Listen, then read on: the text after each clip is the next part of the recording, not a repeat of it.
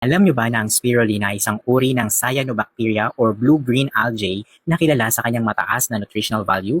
Totoo! Kaya naman subukan mo si spirulina super green with barley, paragis, and kale by Wicked 7. Ano bang meron dito? Tara pag-usapan natin. Pero bagong lahat, mag-follow ka muna sa akin, mag-subscribe ka, mag-comment ka, mag-heart ka, lagay mo ako sa iyong favorites at i-share mo na rin. Maraming salamat. Alam nyo ba na ang spirulina super green ay hindi lamang puro spirulina? Ito rin ay may kasamang barley, paragis, at kale. Ang bawat sangkap nito ay may kanya-kanyang benepisyo. Siyempre, meron tong spirulina na puno ng protina, vitamins at minerals na nakakatulong sa pagpapalakas ng immune system at nagbibigay ng energy sa ating katawan. Totoo. Ang kagandahan nito ay meron din siyang barley. Kilala ito bilang superfood dahil sa mataas nitong fiber content at antioxidants. Nakakatulong ito sa digestion at nakakabawas ng kolesterol. Totoo. Meron din siyang paragis, isang herbal na halaman na mayaman sa nutrients at ginagamit din bilang natural remedy para sa iba't ibang mga kondisyon. Totoo. At syempre, ang kale, isa sa mga pinaka-nutritious leafy greens. Ito ay puno ng vitamins A, vitamin C, vitamin K at calcium. Totoo. Sa panahon nga ngayon, mahalaga ang pagkakaroon ng malusog na katawan. Ang kombinasyon ng mga sangkap na ito ay makakatulong upang mapanatili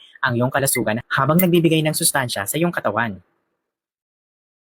Grabe, ang sarap talaga. Alam nyo rin ba na ang spirulina super green na ito ay madaling ihalo sa iyong paboritong smoothie at juice? Totoo. Paano ka ba naman makakabili nito? Huwag ka mag-alala dahil nilagay ko ito sa aking yellow basket. Basta mag-follow ka muna sa akin, mag-subscribe ka, mag-comment ka, ilagay mo ako sa iyong favorites at i-share mo na rin. O ikaw, anong karanasan mo sa paggamit ng mga superfoods? I-comment mo nga.